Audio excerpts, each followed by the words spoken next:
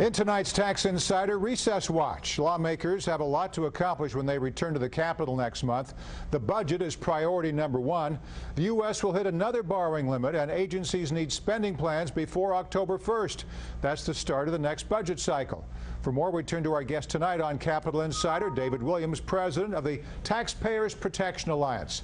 Dave, the federal budget gap appears to be shrinking. The Congressional Budget Office now forecasts an annual deficit of $670 billion. Will that have an impact on next month's discussions? Well, this is good news and bad news. The good news is the deficit used to be $1 trillion. It's now down to $670 billion. But $670 billion is still a lot of money. It's going to be a huge issue over the next month and a half. Well, let's be honest, in September, because they're on recess right now. They're at home, so they're probably sipping pina colada somewhere.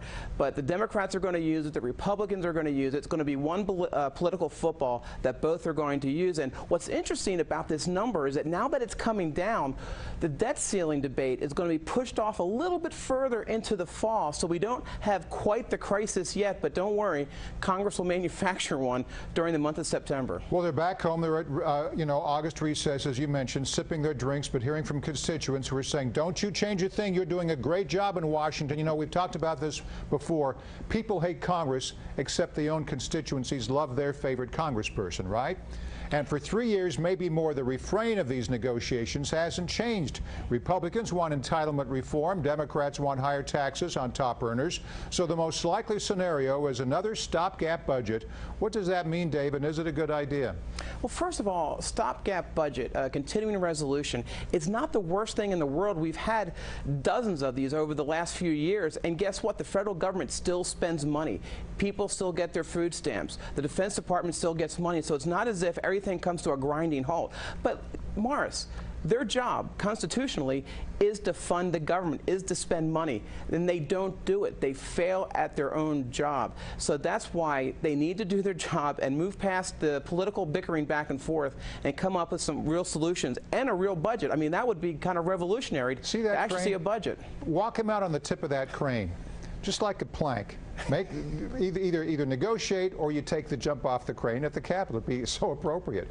Meanwhile, conservative House Republicans have signaled a willingness to force a partial government shutdown as a way to defund Obamacare. Once again, that's a non-starter with Democrats.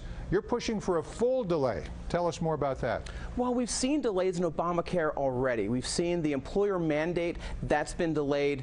We saw the Medicare cuts, those were delayed until after the last election, and now we see some others. But what we're saying is, listen, don't start collecting taxes and don't start these mandates until you figure everything out. So a full delay, because if they just have one piece of Obamacare moving forward, then they can say, well, we can collect taxes and then we can impose the mandate, which is supposed to take effect on January 1st, 2014. That's only 4 months away, so that's why we're calling for a full delay. Let's move on. You're also following the LEAD program. That stands for Leadership in Energy and Environmental Design.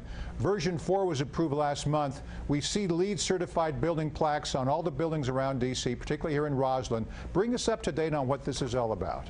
LEED was supposed to be a way to make buildings energy efficient. What's happened was it's been co-opted, and now what they're doing is all federal buildings, new federal buildings and ones that are retrofitted, have to be, quote, LEED certified. And what that means is, first of all, this one nonprofit, the U.S. Green Building Council, gets $30,000 from taxpayers to check off and say, you're LEED certified. And then it increases the cost of construction. We started investigating this about a year ago, and we're just uncovering all these weird things. So we sent Freedom of Information Act requests to the General Services Administration, because those are the ones who are administering this regulation. And we've been absolutely stonewalled by this federal agency.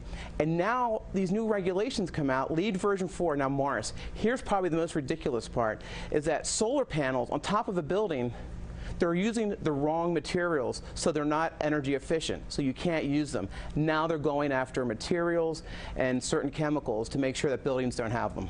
Now, you feel that LEED's original mission has changed. Why is that, Dave? It has, because it started in the 1990s really as a pretty decent idea, is to encourage contractors to make their buildings energy efficient. The problem is that we haven't seen any data to say that these buildings are energy efficient, because the U.S. Green Building Council, they have a monopoly on the information. So here's a scenario. If a building is LEED certified, all that information goes to this this nonprofit, the U.S. Green Building Council. They hold on to the information as to how much energy they use from month 1, month 2, and down the road. So we just don't know if it's working. And there are other alternatives. There are other private sector alternatives, like the Green Globes initiative, which businesses are more than happy to comply with, because we're all in this together. They get the LEED plaque slapped on the side of their building. Taxpayers are helping pay for this. So this Freedom of Information Act, you received a phone call and email this past Sunday night. They said, sorry, Dave, you're not asking for the right stuff. We're not going to comply. What are you doing now? We are going through legal channels because we thought that our request was reasonable. We wanted to see email traffic between this nonprofit, this 501c3, and the General Services Administration, because we want to see if there was any coordination between the two to come up with these new standards. And we've been stonewalled, and they say, well, it's not reasonable.